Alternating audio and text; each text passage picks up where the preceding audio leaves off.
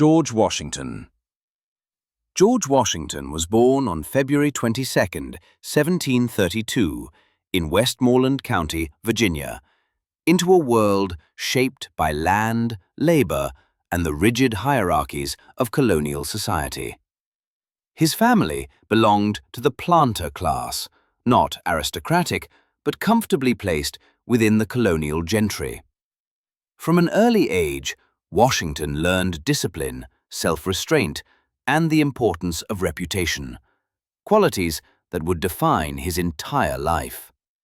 His father, Augustine Washington, died when George was only 11 years old, forcing the boy to mature quickly and assume responsibilities beyond his years.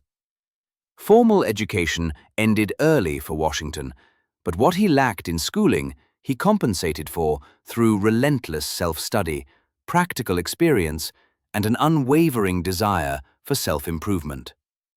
As a teenager, Washington trained as a surveyor, a profession that took him deep into the American frontier.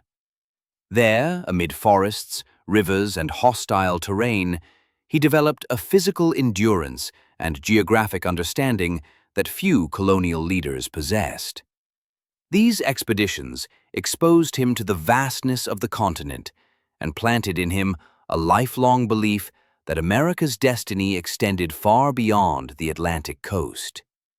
Surveying also taught Washington precision, patience, and leadership, traits that would later serve him in war and politics.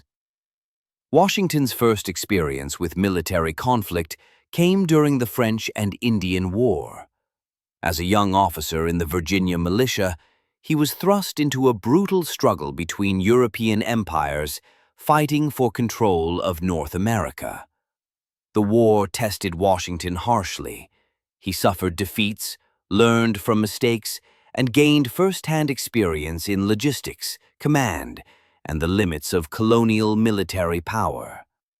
Most importantly, the war exposed Washington to British arrogance toward colonial officers, planting early seeds of resentment that would later grow into revolutionary conviction. After the war, Washington returned to Virginia and married Martha Custis, a wealthy widow. The marriage elevated Washington's social and economic status, transforming Mount Vernon into one of the most prominent estates in the colonies.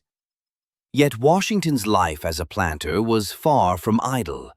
He managed vast lands, oversaw agricultural experiments, and dealt constantly with debt, trade restrictions, and British economic policies that favored the empire over the colonies. These frustrations sharpened his political awareness and drew him into public life. By the 1760s and 1770s, tensions between the American colonies and Britain were escalating. Washington emerged as a leading voice in colonial resistance, serving in the Virginia House of Burgesses and later in the Continental Congress. Though not the most eloquent speaker, Washington commanded respect through his integrity, discipline, and unwavering commitment to colonial rights. When war became inevitable, Congress unanimously selected Washington as Commander-in-Chief of the Continental Army, a decision rooted as much in his character as in his experience. Washington assumed command of a fragile, ill-equipped army facing the most powerful military force in the world. The American Revolution tested every aspect of his leadership. He faced shortages of supplies, internal dissent, and repeated military setbacks. Yet Washington understood that victory did not require winning every battle. It required survival. Through strategic retreats, surprise attacks, and sheer endurance, he preserved the army long enough for political alliances and public support to solidify. One of the darkest moments of the war came at Valley Forge during the winter of 1777 to 1778. Soldiers starved, froze, and died from disease. Desertion was rampant, yet Washington remained steadfast, sharing in his soldiers' hardships and refusing to abandon the cause. Under his leadership, and with the help of foreign officers like Baron von Steuben, the Continental Army emerged from Valley Forge stronger, more disciplined, and capable of standing toe-to-toe with British forces. The war dragged on for years, but Washington's persistence paid off. With critical support from France, the American forces achieved decisive victory at Yorktown in 1781. The surrender of British General Cornwallis effectively ended the war and secured American independence.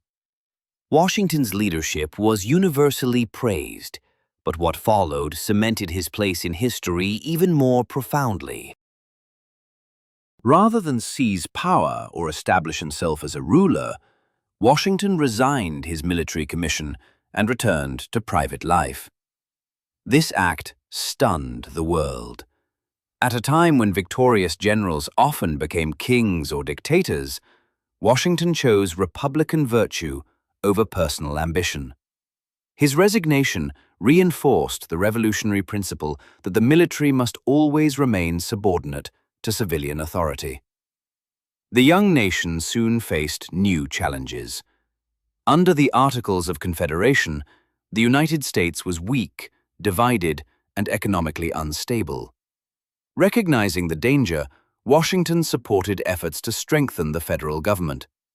In 1787, he was unanimously chosen to preside over the Constitutional Convention in Philadelphia. His presence lent legitimacy to the proceedings and reassured skeptics that a stronger central government would not threaten liberty. When the Constitution was ratified, Washington was again unanimously elected, this time as the first President of the United States. His presidency set precedents that endure to this day. Washington carefully balanced power, established a functioning executive branch, and surrounded himself with capable advisors despite their ideological differences. He navigated domestic unrest, foreign threats, and fierce political divisions with restraint and foresight.